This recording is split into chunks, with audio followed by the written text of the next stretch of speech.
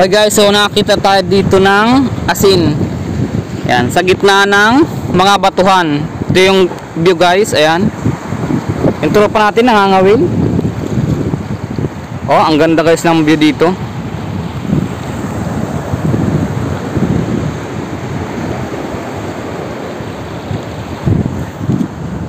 So sabi kasi nung mama ko, kapag sa mga batuhan daw na ganito, tapos may naiwan na tubig, katulad nito, yan, tubig na yan dito sa bato, ay nagiging rock salt.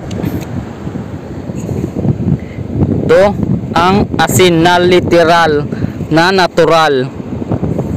Ayan, crystal salt, rock salt. Ang ganda guys, ang kintab talaga, oh. Wala akong masabi. Yan, ang dami, oh. Grabe guys, kung mayroon akong garapon na dala, siguro kukunin ko to.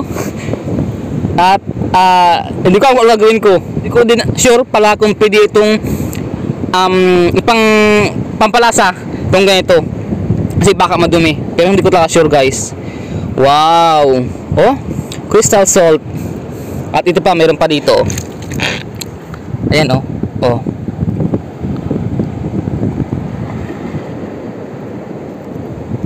Wow, lapad.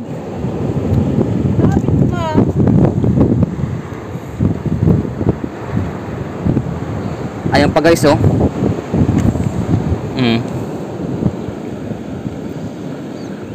Literal na asin na natural, walang halong kemikal. Yan.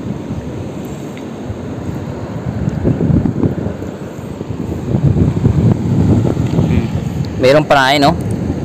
Ito pa. Sagang din dito.